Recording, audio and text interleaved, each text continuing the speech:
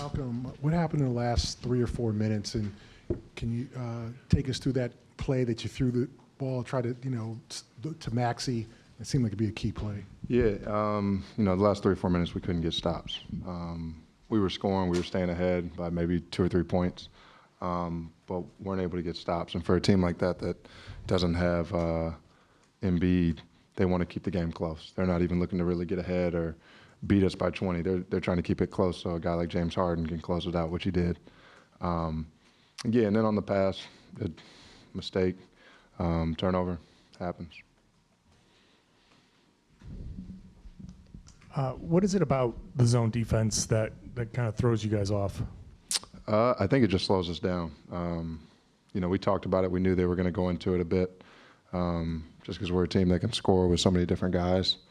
But I thought it slowed us down. It made us hesitant.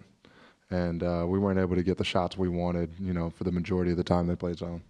Are you comfortable with how you guys came out, the energy and all of that? Was there any sort of letdown because Embiid wasn't playing? That's something we really talked about. And honestly, we didn't get stops all night long. I mean, that's really the answer. We didn't get the stops we needed. Would play good initial defense and then have some type of breakdown for a layup or an open three. And then I don't think we came out in the second half the right way. Came out, played a little bit sloppy, a few turnovers. They had a few easy baskets in the third quarter to get them going. So we got to start and finish quarters better. Malcolm, you guys struggled defensively at points during that Hawks series too. To where it's the biggest points of emphasis for you guys moving forward on that end of the floor to kind of tighten things up in that area? Do you feel like? I think it's just I think a lot of it is personnel driven tendencies. Knowing the scouting report, which we go over heavily in preparation for these games, but we got to be better with that as we go forward. Speaking of personnel, how do you prepare for that James Harden, a guy that, we haven't seen all season, probably haven't seen for a few years?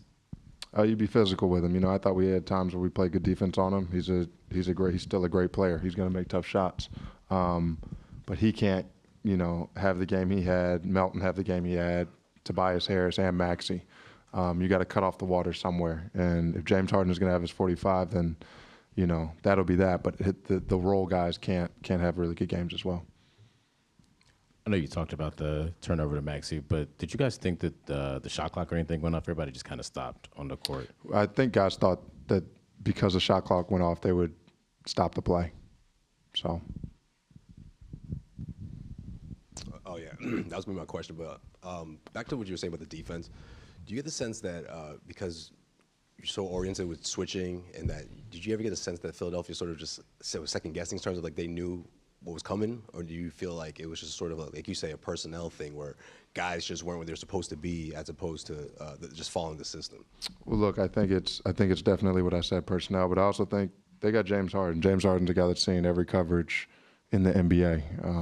At one point he was a top 2 player in the league, for those years in Houston. So he's seen every coverage. He's had teams guard him in every different way. So switching is nothing new, and I thought he honestly did a good job at the end, playing poise, controlling the pace, controlling the game, making the right reads, and they relied on him, and he came through. Malcolm, what's your concern level after losing the first game at home without their MVP? Concerned? No, I'm not concerned. But, I do have, a level of, awareness. And, we got to be ready. We got to come out ready. We got to come out and send a message next game. I really think that's the key. At this point, they know what we're going to do. We'll make minor adjustments. They'll make some minor adjustments. But it really comes down to playing hard and finishing the game and finishing quarters the right way. Malcolm, you can argue that the first half, when you guys were up 12, that it was Melton hitting those threes that really kept it close and gave them the opportunity to do what they did in the second half. How do you execute a game plan where doubling Harden seems to be the plan while still getting back and cutting off the guys you just mentioned, all the guys you just mentioned, cutting off that water? Well, you don't double. You got to pick your poison. This is a high-level team we're playing. They got a lot of good players just like we do. And you see they didn't double Tatum all night because other guys on our team are making shots. And you got to pick your poison. With them, they wanted Tatum to score.